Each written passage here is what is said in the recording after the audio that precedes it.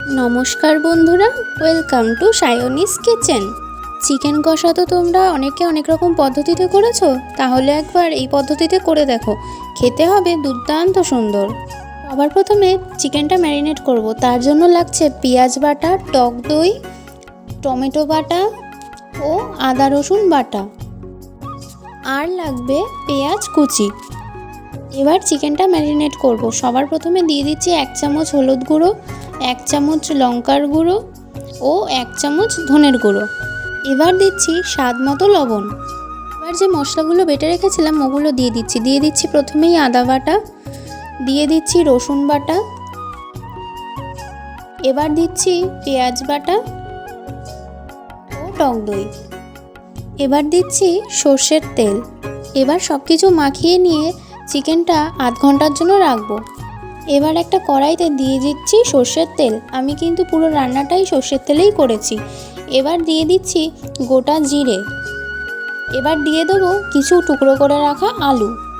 আলুর মধ্যে এবার দিয়ে দিচ্ছি হলুদ গুঁড়ো দিয়ে কিছুক্ষণ নেড়ে নিয়ে এবার দিয়ে দিচ্ছি সামান্য একটু লবণ।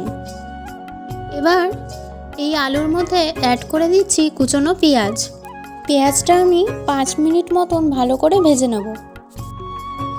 পেঁয়াজটা এরকম হালকা লাল হয়ে আসলে এবার ওই ম্যারিনেট করা মাংসটা দিয়ে দেব। এবার মাংসটা লো টু মিডিয়াম ফ্লেমে ভালো করে নেড়ে নেব। এবার এই মাংসর মধ্যে আমি অ্যাড করে দিচ্ছি 2টো গোটা পেঁয়াজ। এটা কিন্তু অপশনাল, তোমরা দিতেও পারো নাও দিতে পারো। এবার চিকেনটা 10 মিনিটের জন্য ঢেকে রান্না করব। 10 মিনিট পর দেখো চিকেনটা দিয়ে কেমন জল ছেড়ে দিয়েছে।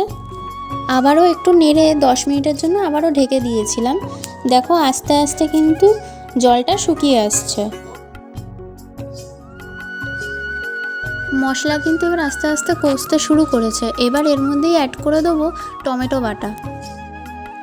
বাটা দিয়ে আবারও একটু ভালো করে নেড়ে নেব। নেড়ে নিয়ে আবারও 10 মিনিটের জন্য ঢাকনা দিয়ে রান্না করে নেব। দেখো কত সুন্দর মশলা কষতে শুরু করেছে।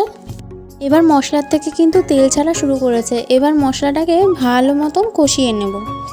গ্যাসের ফ্লেমটা কিন্তু লো টু মিডিয়াম ফ্লেমেই রাখবে, নয় কিন্তু মশলাটা পুড়ে যাবে, আর পুড়ে গেলে কিন্তু টেস্ট একদম ভালো আসবে না। চিকেনটা থেকে কিন্তু সম্পূর্ণ তেল ছেড়ে দিয়েছে, তার মানেই হচ্ছে কষানো হয়ে গেছে। এবার সবার শেষে ওপর থেকে একটু গরম মশলা ছড়িয়ে দিচ্ছি। চিকেনটা রান্না করতে কিন্তু আমার 45 মিনিট মতো সময় লেগেছে। দেখো কত সুন্দর তৈরি হয়ে গেল আমাদের চিকেন কষা। রুটি, পরোটা, ভাত সবের সঙ্গেই কিন্তু এই চিকেন কষা খুবই ভালো লাগে। ভিডিওটা ভালো লাগলে একটা লাইক কমেন্ট করে জানিও। এরকমই রেসিপি আরও দেখার জন্য আমার চ্যানেলটা সাবস্ক্রাইব করে নিও।